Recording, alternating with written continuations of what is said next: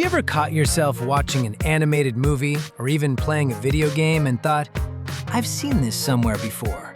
That happened because you were probably watching some famous production that is a blatant ripoff of another animation or game, and most people have absolutely no idea.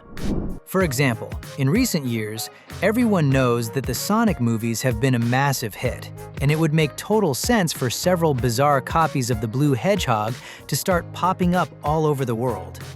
But would you believe me if I told you that decades ago, a giant company not only copied Sonic, but also created a project with the blue Hedgehog's very own name?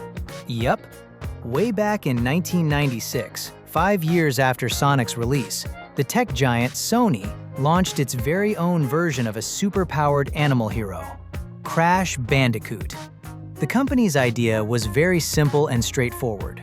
Take all that insane speed, the edgy attitude, and the unique style of the Hedgehog from the 2D games and translate all of that into a character of their own.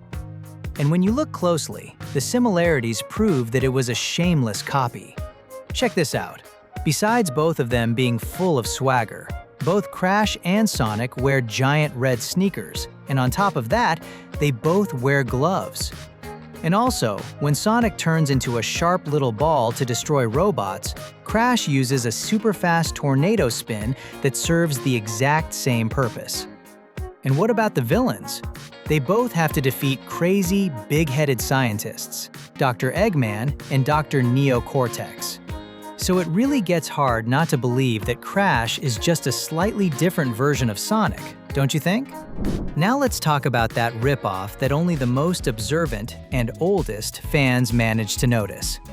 After creating the Minions, Illumination decided to get inspired, to say the least, by an absolutely successful formula from its biggest competitor, Disney, and release a movie that would also become a huge hit called The Secret Life of Pets. That's because a story where the ones we least expect have a life of their own when we're not around is nothing new, since that's exactly what Toy Story does. The difference is that in Pets, the story is about our little household pets, instead of toys. Any sharp-eyed fan noticed it right away. The script is literally the plot of the very first Toy Story. We have the super-spoiled main character who is his owner's absolute favorite, until a newcomer arrives to steal the spotlight and cause a massive conflict, leading the two to get lost in the dangerous city. Swap out Woody for Max and Buzz Lightyear for Duke, and boom, you have the exact same movie. The plot of Pets also features a dachshund dog and a scene of characters flying in a thrilling moment, just like those exact same two things happen in Toy Story. Even though it's fun and cute, it's impossible to watch it without that nagging feeling that we've already seen this exact same adventure a long time ago. In 2006, DreamWorks released Over the Hedge, giving us a hilarious comedy about a con artist raccoon and his friends dealing with humans invading their space. It was an absolute smash hit, and we laughed so hard. But it seems like somebody liked this formula a little too much. Years later, in 2014, The Nut Job hit theaters, bringing, guess what? Exactly! The story of a squirrel planning a major heist against humans. The problem is that the movie focused way less on developing the characters and a whole lot more on making bad nut puns the entire time. Nobody owns the idea of animals stealing food from humans. But if you're going to copy a story that specific, at least deliver a genuinely funny script, don't you think? Now, talking about the eternal war between Pixar and DreamWorks, we can say that its peak happened when Finding Nemo and Shark Tale were released back-to-back, between 2003 and 2004.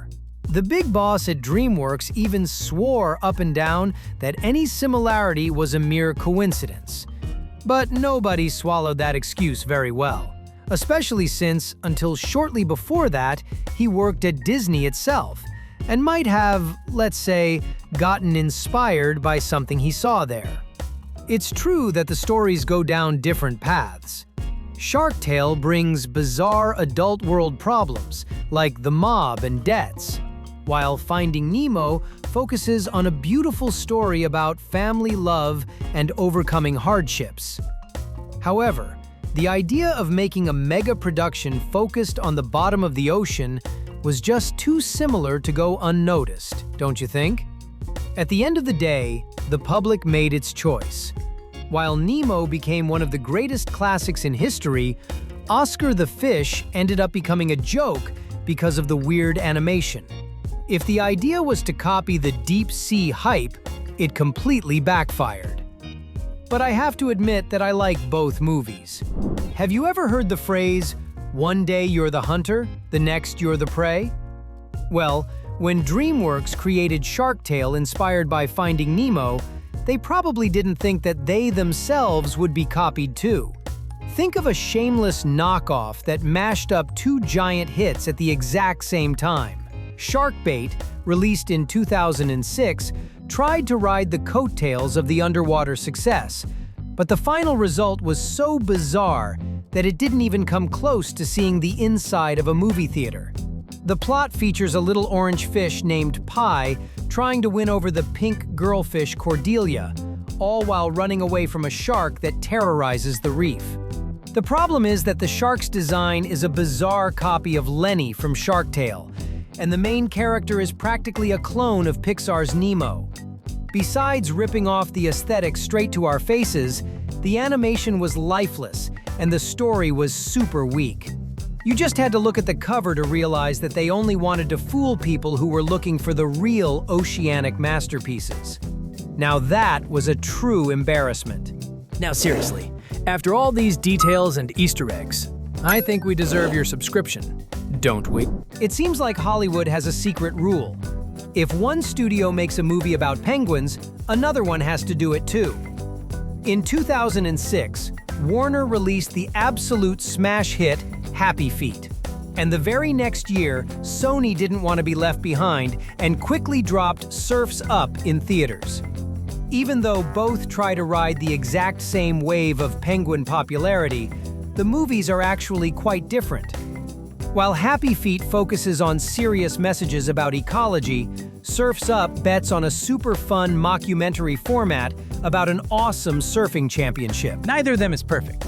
Surf's Up could easily be about humans, and Happy Feet shoots in so many different directions that the message gets a bit messy. But the fact that both studios rushed to animate the exact same animals at the same time is still pretty hilarious. But what about when it's Disney doing the copying instead of being the one copied? How do things play out?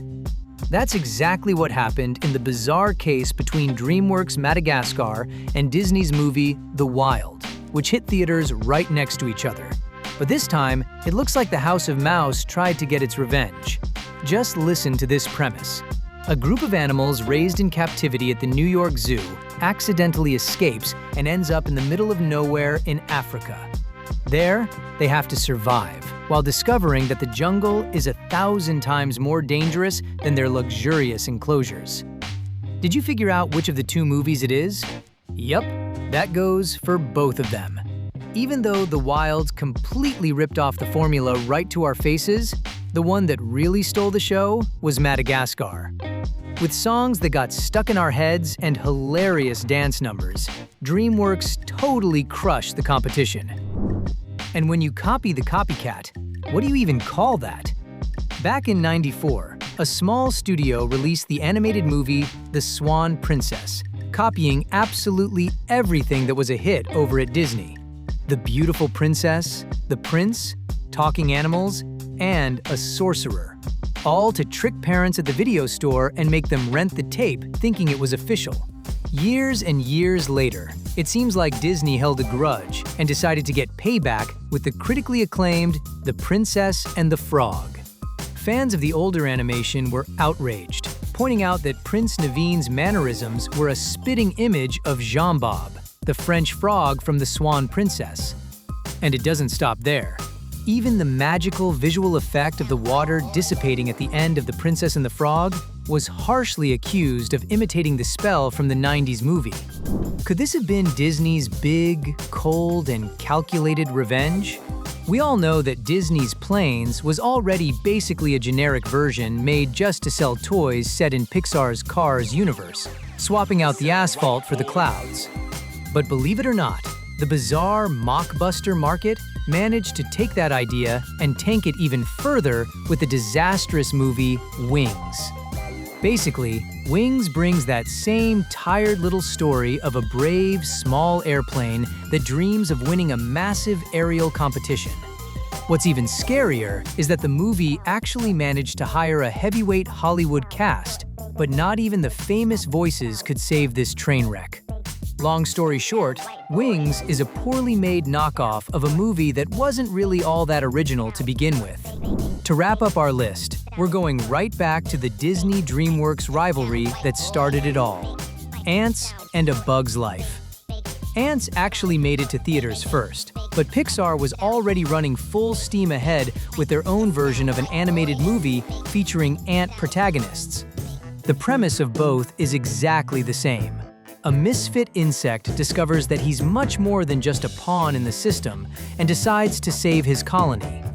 Even though Disney had the idea first, DreamWorks raced against the clock to release their movie beforehand, which resulted in animation that felt a bit more stiff. This race sparked a massive public feud between the big bosses of the two studios.